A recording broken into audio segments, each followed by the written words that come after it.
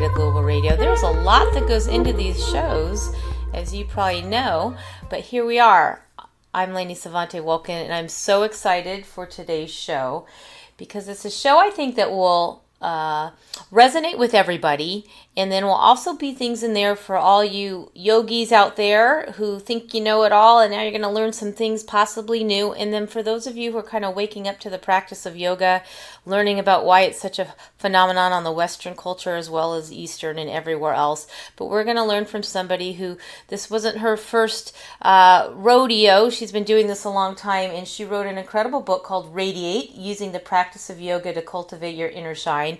We are here this hour with all of us together speaking to Sindy Warren. Sindy, welcome to Zeta Global Radio. Thank you so much, Lainey. It's such an honor to be here. So where are you calling in from? I always like to know where everybody's at. Cleveland, Ohio. Cleveland. Okay. So I read your book, and the first thing I want to say is I loved it. It was so real. It was so down to earth. It was almost like it must have been cathartic for you to just pour out all these feelings and experiences you've had. And so many things in the book where you said, I bet you're nodding. And I was like, I am nodding. I was like, I can't wait to meet this girl. So I'm excited to have you here. That's so funny. I get that.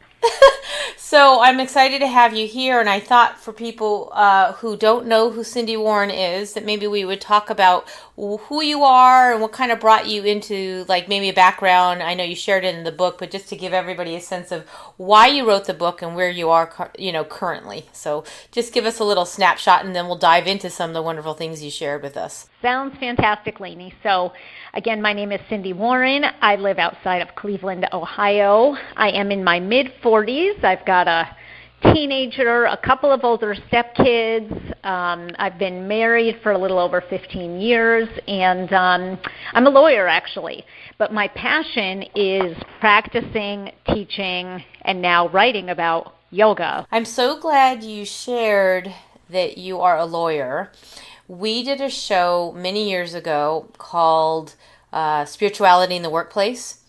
And one of the guests that we had on here, Susan Deahamwe, is a lawyer.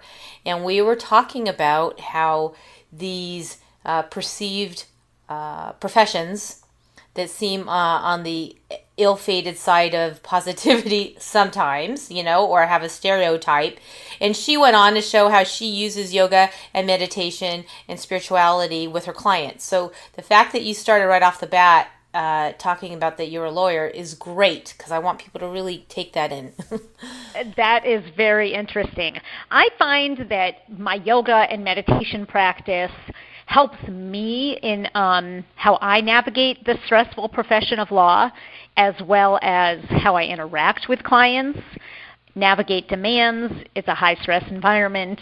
So it's absolutely been beneficial to me in my professional life, and I would say even more profoundly, I've been impacted in my personal life. Beautiful. So how did it all come about in terms of going, were you always into yoga, or, tell us maybe a little bit of the progression of, or was there something that said, boom, I'm doing this? I've always been really into physical exercise. In fact, true story, in the late 80s and 90s, I was a step aerobics instructor, and was always looking for the new workout, what's the new exciting thing, and kept hearing about yoga and had no idea that it was anything other than physical exercise. And the first time I checked it out, I was a little bit nonplussed, but I kept hearing about it. And after my daughter was born, I found a different yoga studio and immediately fell in love with the physicality of the practice, which somehow I had missed on my first go-round. And it was in very short order that I started to tap into the things about yoga that made it more than just a physical workout. That's interesting, because there are, for the people, and of course we're going to explain the way you broke it down in the book, it's really, that really indicates that as much. And there's those people who are from India, there's the Sikhs, there's so many people that yoga is such a part of their culture for that. and then sort of it got Americanized somewhere along the way, right? I mean, I'm not downplaying anything about hot yoga. I love hot yoga. I do it myself. But there are certain things that turned it more into a sport than sort of the esoteric, deeper depth of where it's been at for thousands of years. And so I'm glad that that's a really big piece. Of course, your book's about that, but I want to talk about that today. These essences about this. I think that is, you just hit the nail on the head right there, Lainey. I think yoga has such depth to it, and its westernized version of modern postural yoga has in many ways drowned out the depth a little bit. I think when yoga first came to the West, it was really intended that all aspects of the philosophy could be and should be played out on one's yoga mat in yoga class. And more teachers and practitioners have moved just to a physical focus of the practice. And as you said, I don't mean to knock that either. I enjoy the physical practice most days of my life. But there is so much more there, going back to its origins in the East, dating back 5,000 years or so. And I think it's really important for modern yogis in the West to reincorporate, reacquaint with that depth, because that's what really has the power to transform our lives for the better. So you went from student to teacher. Do you just want to talk about the evolution from that to now writing a book about what your findings are, or what your own journey are? And I love it. I have to tell you, you remind me of Elizabeth Gilbert with Eat, Pray, Love. You just have a very interesting vibration about the way you write, your stories. They made me laugh, and so I just wanted to acknowledge you for that. Thank you so much. That is the highest compliment I have ever received, perhaps. Oh, good. Well, I'm really honest in what I see. Thank you so much, Lainey. So, yeah, I really first was a student of the physical practice. Very quickly that morphed into continuing to be a student of the physical practice, but also starting to explore the deeper aspects of the practice. Pranayama, which is breath work, meditation, which is a really integral part of the yoga path, and even the more esoteric philosophical underpinnings of the practice. So I just became a voracious student for about 11 years. And then at that point, something clicked. I think a friend actually said to me, maybe you should do a teacher training. And I thought, I never thought about that, but yeah, why not? That would help me deepen my own practice. And through the teacher training and then starting to teach, it has become such a pleasure and joy in my life to share what I've learned and what's made me better and more evolved and further along my own spiritual path with others. So it's been a long evolution, and I taught for several years before I had an idea to sit down and write a book. I love to write and just express myself on the written page. I do that in my law practice. I've also blogged on and off for years. So when the idea came to me, as you said at the beginning of the interview, I sat down and started writing, and it was so interesting and cathartic.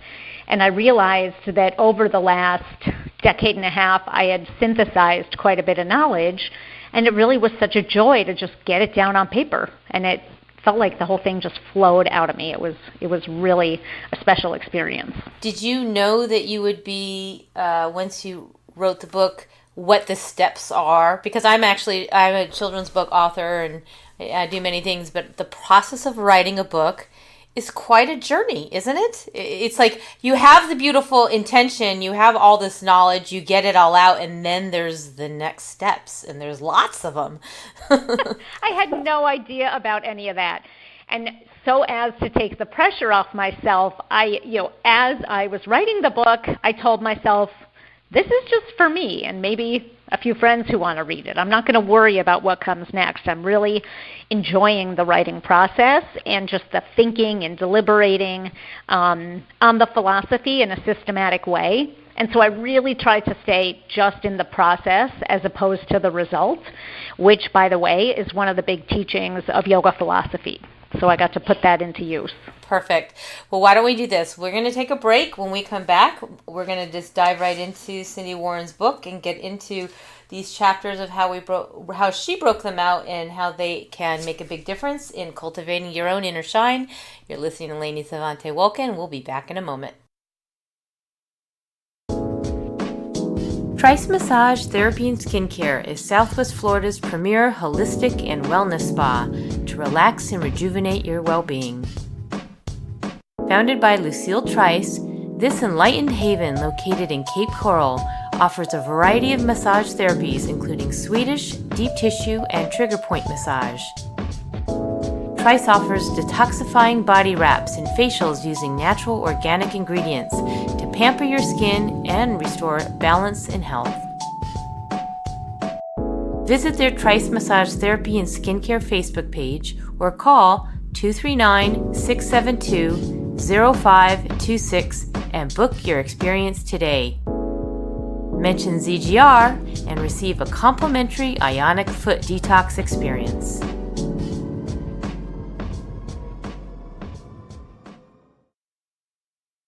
Blessings, everyone. Lainey Savante here, inviting you to the Mystical Magical World Tarot Play Shop, happening October 27th through 28th on the beautiful setting of Green Planet Farm and Gardens on Pine Island here in Southwest Florida.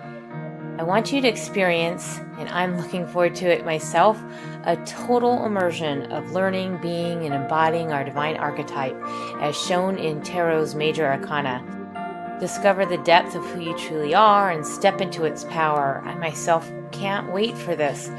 The event is being facilitated by Teresina and Martin Balkans, the incredible creators of the 5th Tarot deck, which I use myself when giving readings through intuitive wisdom. They are masterful, wise, and will help you bring forward the new you. Consider it a high vibrational take on Halloween, complete with costumes, props, and the feeling of really being a kid again. We could all use that, right? Well, there are limited spots available for this, so register now at thefifthtarot.com, and I'll see you soon.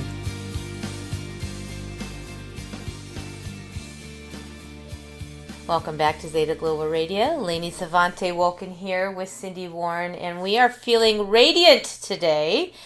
That is one of my favorite words, and we are finding out why, because Sindy wrote this great book, as I was just saying earlier, and we're going to dive into it right now. So where do we begin? Chapter 1, where do we begin in what you want us to know? Because everybody wants to cultivate their inner shine, and I'm pretty sure, as you said, and we said earlier together in the first segment, that I don't think they're always going to yoga with that in mind. So you're kind of now raising their awareness to have another perspective, and I love that. So take it away. Okay, fantastic, Lainey. So before I even get to chapter 1, let me explain the title of the book. So it's Radiate, spelled R-A-D-I, and then the number 8.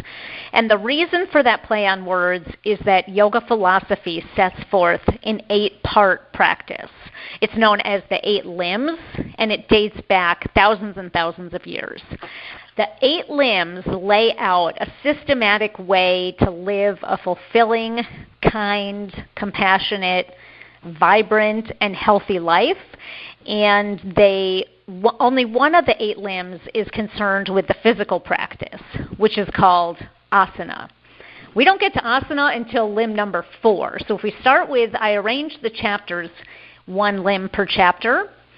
Starting with chapter 1, the first of the 8 limbs is called yamas, Y-A-M-A-S in Sanskrit.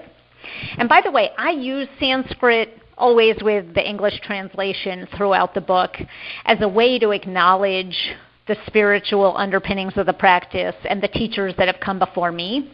But if you have no interest in Sanskrit whatsoever, this is a big tent practice. You can translate in English and not be left out in any way. Well, I think, I love that. My spiritual name is Savante. I go by Savante quite a bit. In Sanskrit, Savante means worship. And so I'm a big proponent of people learning that, because there's a vibratory code when you're sharing these Sanskrit words, because they're so potent. So the fact that you're bringing that introduction is really good. So if we look at the yamas, and I don't want to give away too much or do too much of a play-by-play of the book. And you don't have to really just touch on it, really, because you have so many good examples and testimonials. And they all pertain to how one relates to the world around him or her. The first one, which is at the core of all yoga philosophy, is nonviolence or non-harming. The Sanskrit word is ahimsa. And it's easy to think about ahimsa as something as simple as, well, I don't go around kicking people or stepping on animals, so I've got this one covered. It's actually much more subtle than that. And one of the applications of ahimsa that I talk about pretty extensively in the book is the idea of your own self-dialogue. So if we were all to just sit still, close our eyes, and notice what's happening inside our minds, most of us would notice there's a running dialogue going on. Some of us are not even aware of it, and sometimes we're not aware of it, even if we have that level of knowledge or awareness. So yoga invites us to become the observer of our internal dialogue, and then the yama of ahimsa, or nonviolence, asks us to look at that dialogue that we have with ourselves and turn it into one imbued with kindness and compassion for ourselves. Well, it was so simple, and of course we hear that all the time, and you put it in big and bold letters. If you are looking to heal or grow, you must first learn to love yourself just as you are. And that self-acceptance and self-love is, to me, such a cornerstone. I tell people all the time, I have tarot clients, and then they always ask, I want to find my lover. I'm like, your lover's right here. It's you. You find the beloved within, you will find everything else outside will match to it. And so that piece that you wrote, I was like, ding, ding, ding, ding, ding. It is so true, and it can be very hard to not only remember it, but to apply it, because so much of what we think we're seeking is outside of us. Yeah. So when, for example, I'm in my mid-40s now, and I talk about the fact that in my mid-20s I developed a binge eating disorder. And when I started practicing yoga and engaging in this practice of self-observation, I recognized that the way I was talking to myself, especially if I engaged in disordered behavior, was so nasty and mean. I would never speak to anyone, friend or enemy, the way I was speaking to myself. So noticing that and then starting to change that current of self-talk was really quite pivotal to my healing. Oh, I'm sure. What did it take you a while to go through that journey to even receive of the fact that you were doing that? Because sometimes people don't even know they're doing it or saying it. They're not even aware. And people that point it out, they don't really even take it in when people are pointing out. Like, they have to get it from themselves. It's like someone who wants to lose weight. They're not going to lose weight until they're ready to lose weight. So I just wondered how that was for you. I agree with that completely. And it's not enough to read the pages in a book or have someone say to you, you have to be kind to yourself. It's something you really have to feel. And you can't get to that point without the observation piece, the witnessing of what your inner dialogue is. And that takes some discipline and some commitment to getting still and quiet and actually slowing down, which seems kind of contrary to what you would think of a path of growth or healing. But slowing down, I think, is a really important part of the puzzle when it comes to self-awareness and then changing the way we interact with ourselves. So should we move on to the next one? Because I know you have 8. And these are ethical practices that pertain to how we deal with ourselves. So the yamas in general pertain to the external world, even though much of that starts from within, as we were just discussing. The niyamas are more explicitly an internal journey. So one of the niyamas, the Sanskrit name is santosha. It translates as contentment. And it's about the idea that we can find contentment with wherever we are in life, whatever we have, if we simply change our perspective, count our blessings instead of the things we think we're lacking, appreciate whatever gifts we have in front of us now, as opposed to seeking gifts from the external world.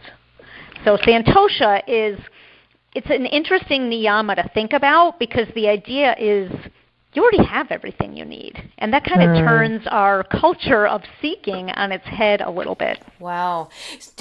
When people go into, let's just pretend nobody knows anything about yoga and they're hearing this, if someone goes into a yoga class, are these principles, the niyamas, are these taught as they're going through the movement of the body, or we're just giving some backstory as to what is really happening on top of it? I'm just curious for people who are wondering, like, if they've never heard what you just shared, where are they going to learn that? In my opinion, it should be shared, not the entire 8-limb philosophy, but some nugget from it in every physical yoga practice.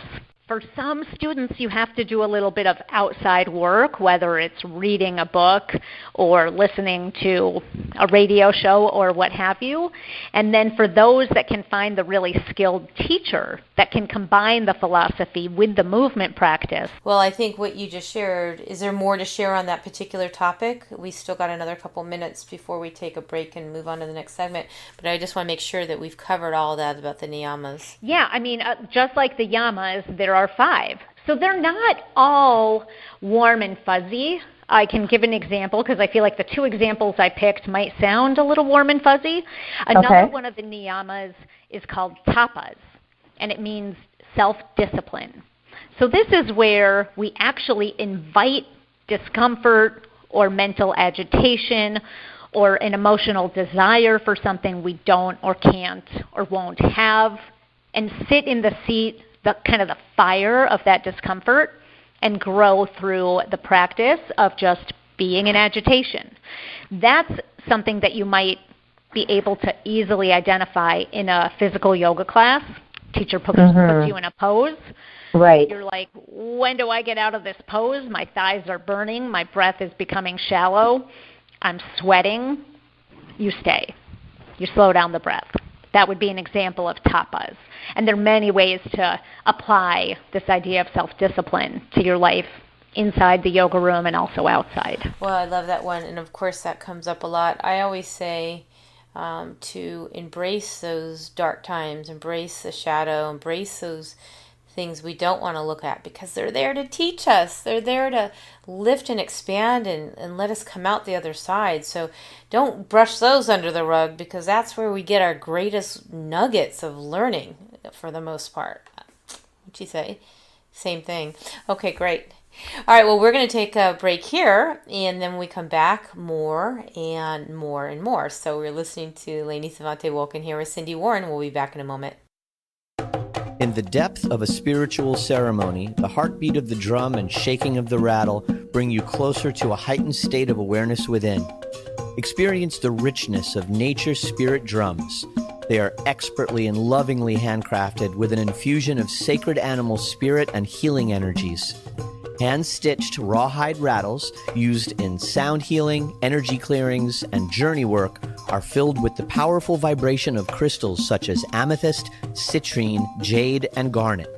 Purchase yours today by visiting naturespiritdrums.com. Zeta Global Radio listeners enjoy a special 10% discount when entering ZETA at checkout. For our international listeners, please visit the website on how you may purchase Nature Spirit drums and rattles.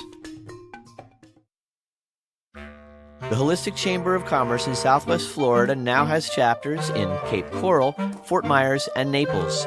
If you have a holistic business or practice and want to network with like-minded beings in the medical and healing arts, natural and eco-living and spiritual communities, you're welcome to come to a meeting and see what we're all about. For more information, please visit www.holisticchamberofcommerce.com and select your nearest city. We look forward to seeing you soon. Welcome back. I am here with Sindy Warren, and we are learning, I didn't even know that, about radiate in the play on words, and we're going now along the journey of her book and also along the journey of yoga. So let's continue on. The third limb of yoga is asana, which is the physical practice. And I won't say too much about that. Hopefully people have some exposure to it, or they might be inspired to try it. I will just say there are as many kinds of yoga as there are colors in a rainbow. If you're looking for a gentle practice, that's out there. If you're looking for a physically vigorous practice, that's out there, and everything in between.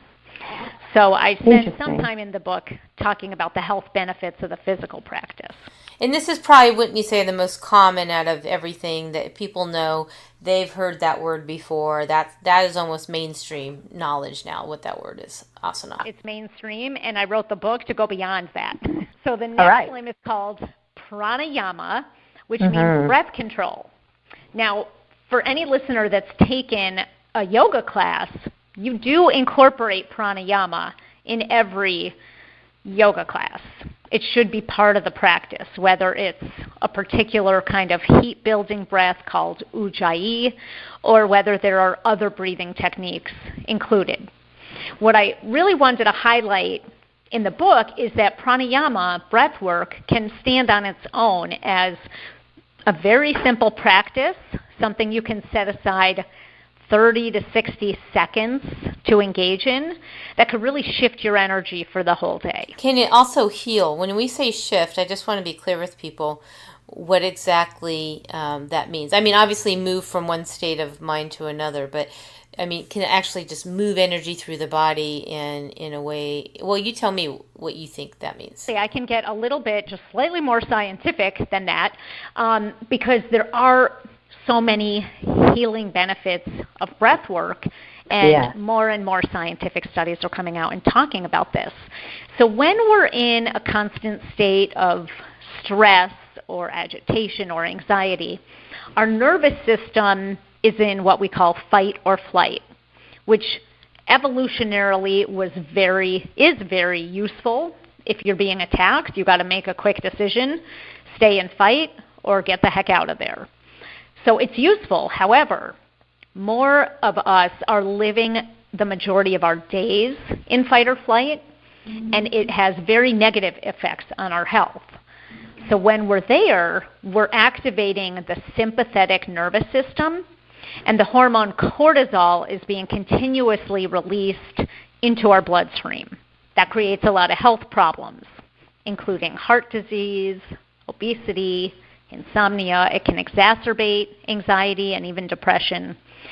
So breath work used properly can actually switch the flip so that we're taken out of fight or flight and put into what we call rest and digest, which is the activation of the parasympathetic nervous system.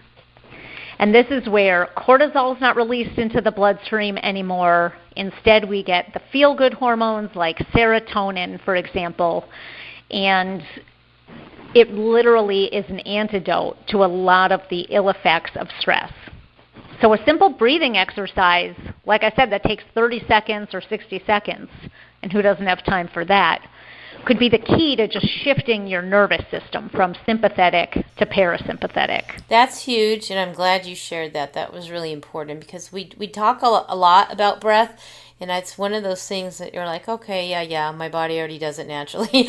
but we really need to share what you just said. Like, this is a knock on the door, listeners, to really taking this in, how important it is for wealth and health and wellness of your body. So, all right, thank you. Keep going. and also to the point you just made about we breathe on our own. Absolutely true.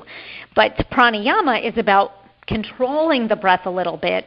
So even if you were to sit in a comfortable place, lengthen your spine, close your eyes, and take 3 deep breaths, starting at the belly, lifting the breath all the way up the spine, and then releasing on the exhale all the way back down. 3 times. Energetic shift, parasympathetic nervous system activated, body happy. So it really can be that simple. Nice. Thank you. Good. The next limb I wanted to talk about is the 5th limb, or the 5th part of the 8-limb path. It's called pratyahara in Sanskrit, which means sensory withdrawal. So if we imagine the yogis thousands of years ago, this might be a yogi eschewing his material possessions, marching into a cave, and staying there for several months, literally withdrawing from the stimulus of the external world. So most of us don't have time to go sit in a cave for several months. I knew one who stayed in. I met him, and he was in his cave for 23 years. Wow. Yep. All right, so fast track it, girl, because this is how we are these days, unfortunately, right? You just said that. We are all looking quickly to move, and we're asking everybody to take in some of these things to actually slow down. And you know that better than anyone. You're a lawyer, so I can imagine, like you said, high stress level, and a lot of people listening. Sit somewhere quietly for a couple of minutes a day or every other day. Withdraw from the stimulation of modern technology, of the 24/7 news cycle, of the text chains you have going on with friends and family near and far, and just find some stillness. Are we doing that right now? Yeah, you're right. Taking a pause to just listen to a program talking about these philosophical ideas in an accessible, practical way, yeah, I think that's pratyahara. Well, I love that you demonstrated that, and you just did it probably even, I don't know if it was conscious or subconscious, but you just kind of brought us into, at least me, sort of a state where I just listened, and I forgot we were doing a radio show and I was supposed to speak next. I mean, I was just kind of going with you, and I think that was really important. I've learned from my husband, who's a music producer, how important the breath and the silence between the music is, that there's so much going on, and I think that's what you're conveying here too, and it's received. Excellent. Well, we still have a couple more minutes left. Do you want to add more into this segment, or what do you feel? Because I know you have a lot to cover. Yeah, I mean, our next segment is going to be on meditation, which there is so much to talk about. Okay. All right, listeners, we'll be right back. Stay tuned. Isla Mujeres is a Caribbean jewel off the coast of Cancun. Castilito del Caribe warmly invites you to enjoy our spectacular oceanfront villa located in the heart of El Centro and a short walk to Playa Norte, which is ranked one of the top 10 beaches in the world. With an ocean view of crystal clear turquoise waters overlooking both the Caribbean and Cancun city skyline, we offer a fabulous location for you to enjoy all the peace and tranquility you're looking for on vacation, while also taking in all the excitement the island has to offer, with activities either in walking distance or a golf cart day excursion away. Please visit castilitocaribe.com, www.castilitocaribe.com, and be sure to mention ZGR to receive a complimentary round-trip airport transfer for up to 4 people. We look forward to seeing you soon.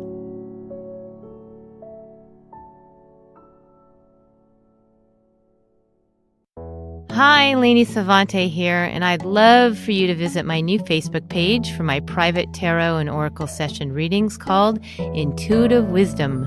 That's IN2UITIVE Wisdom. Conscious strategies for manifesting a more harmonious life. Don't we all want to have that? Let's see what's in the cards for you as we look at what needs to be cleared, expanded upon, and evolved. There's a lot to explore when we take a deeper look inside ourselves. All right, Sindy, we are ready for meditation. You're listening to Zeta Global Radio, and I'm so glad you're here for this journey, listeners. And if you have friends you want to share this with, please do, because this is a wonderful, wonderful, almost like a workshop, a workbook that you can really go back and reference this interview today. And of course, we'll be on YouTube and ZetaGlobalRadio.com, and we're going to give you all the ways to reach Sindy as well and get her book in just a little bit. So let's talk meditation. Excellent. So we've made our way through the first 5 limbs of the practice, and the last 3 are all really related to meditation. So the next limb, limb number 6, is called dharana, and it is translated as concentration. So this really taps into the idea that to find mindfulness, we need to have a one-pointed focus. And as you may start to be noticing that a lot of the limbs work in tandem, and there's a lot of overlap. So if you think of the limb we just discussed, which was the sensory withdrawal, or pratyahara, it really dovetails nicely as we make our way into meditation.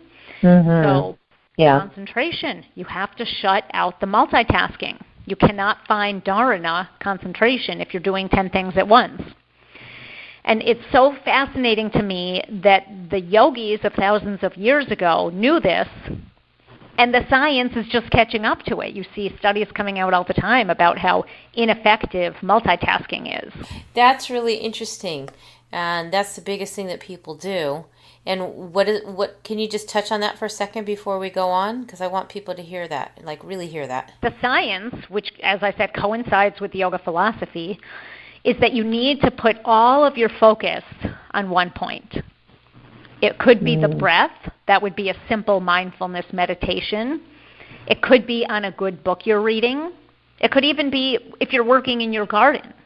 Work in your garden without your mind wandering to what's for lunch or what you had for breakfast. Being in the moment with a one-pointed focus and concentrating on whatever is the task at hand. Well, I think that lends itself to the same truth about being present, that although you may be a wonderful, masterful multitasker, but just take one task at a time and really own it presently. So that is sort of, I think, a really important takeaway amongst many things we're sharing here today. But I want people to know that what you're sharing is like, hello, key. Yes. And it can be hard.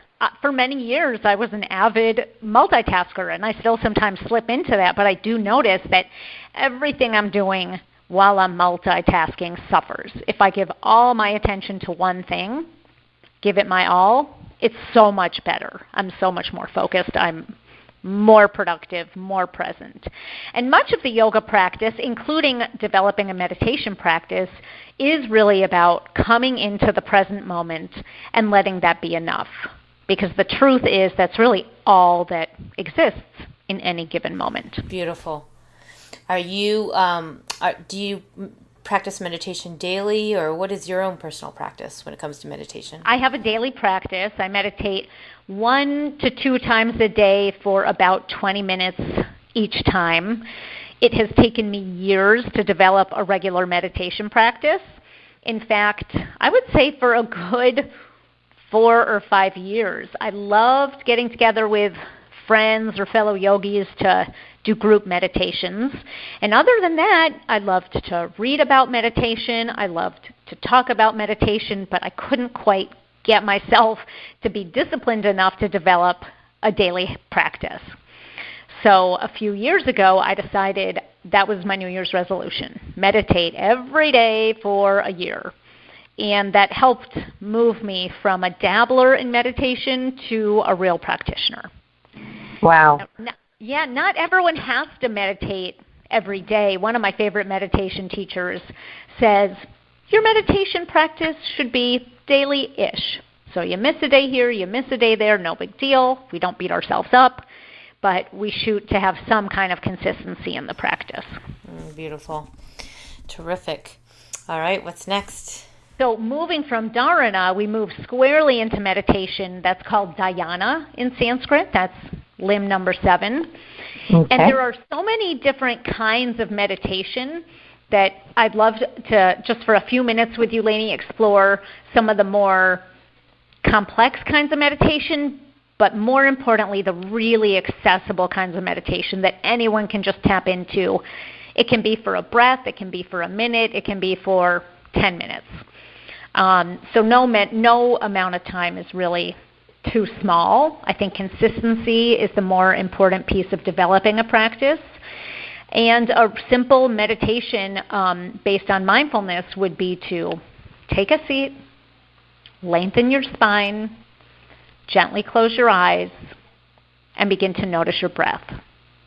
You could even say inside your head, in as you inhale, and out as you exhale. The key is, before too long, you will almost inevitably notice that your mind has wandered, either to something in the past or something that awaits you. And the trick is to understand that that is simply the nature of the mind. That's what it does. It wanders. And once we notice that, we gently bring it back. The inner dialogue could be something like this. Oh, there I go again, worrying about my to-do list or worrying if I said something stupid when I was on the phone last week. Let me just come back to my breath. In as I breathe in, out as I breathe out. And maybe you get a couple breaths into it before the game repeats itself. Beautiful. That's super easy. Anyone could do that. I should say it's simple rather than easy. I think it's quite easy for even seasoned meditators to get trapped in the, oh, damn, I'm no good at this. My mind wandered. Here I am supposed to be meditating, and I've been composing my speech, or whatever it is. So it's a practice. It takes a lot of practice. Some days it's no fun to sit there and meditate, but you bring in the discipline. And then what really starts to make the practice come alive is when you start to notice shifts in your life. And you notice, boy, I'm more present and loving and capable of being really myself with my family, friends, loved ones, whatever, on days when I do meditate. And on days when I don't, or I think I'm not, I don't have time, the quality of my interactions suffer a little bit. I definitely start to notice that. The final of the 8 limbs is called samadhi, which translates as enlightenment, spiritual enlightenment. Now, as you can imagine, Lainey, there is quite a bit of disagreement in the yoga world about what this means. Do you have to be completely above any kind of human worry or concern? And some yoga teachers will say, yes, samadhi is not really possible unless you're literally Gandhi or someone of that ilk. My take on samadhi is a little different. I like to view it as some accessible place that dedicated practitioners can catch glimpses of. So I think I may have had moments of samadhi in my experience as a yoga practitioner and a meditator, but I don't live there. I don't even visit there all that often. But samadhi is a place where we come into the real meaning of yoga. That word comes from the Sanskrit word yuj, Y-U-J, which means to yoke, to bring two disparate things together, or to say it another way, union. So to me, the real gift and magic and spirituality of the yoga practice is when we can sense into the fact that, yes, we're all diverse beings, we're individuals, but there's a commonality there that binds us. So one of my teachers used to say, we're like waves who have forgotten that we're part of the ocean. Yeah, we're all individual waves, but at the end of the day, we're really just part of the ocean. I love that. Total oneness, like oneness and yumminess right there. Exactly. To me, that's samadhi. Sense into that, you just caught a glimpse of enlightenment. Beautiful. Wow. So I think that we're full with knowledge now, and I think that now we have wisdom and enlightenment, and now we have a better understanding when we go into our yoga. And like you said, there's a plethora of varieties, but now people can see actually the better understanding of the why, and I think that's so important. So thank you for everything you've shared today. It's amazing. So you can, let's give people all the info about you, your website, how to get your book. Definitely read the book, and then if they are in your part of the world, where they can find you. Absolutely. So my website is www.yoga8, the number 8 book, yoga8book.com. And my book, Radiate, Using the Practice of Yoga to Cultivate Your Inner Shine, is available on Amazon. And I would love to talk to any listeners who have any questions or comments. And I am on Facebook at Sindy Warren and Instagram also at Sindy Warren. So anyone's free to reach out. I love connecting with people who want to talk about the practice. That's perfect. And Sindy, I'm going to invite you to our Zeta Global Radio's Deeper Dive into Consciousness, and that is a Facebook group, a closed book. And anybody, of course, a lot of you are already in it. But what we do is we have a lot of our guests in there who've been on the show, and people have questions, they can interact with some of the people. They may, to learn a little bit more, and you can always, of course, tell them what you're up to. But I'll invite you, and then all of you listeners who want to see Sindy more. She gave you all her stats. We'll, of course, post more ways to reach her, and hopefully we'll see all of you in our Deeper Dive group. It's just a really wonderful way, because sometimes we just can't get it all in an hour, so we continue the conversation as best as we can over in Deeper Dive. So Sindy, thank you. Yeah, thank you for being here. Thank you. Best of luck with the book, and hopefully we'll cross paths again. And I just, again, was really, really loving the book, and can't wait to share it with our listeners and everybody they share it to. And then so on and so on. Radiating out to the world, right? That's the goal. Thank you so much, Lainey. What a pleasure. You're so welcome. All right, everyone. Wishing you a beautiful, graceful, blessed week. Look forward to seeing how your yoga practice has improved by what you heard today.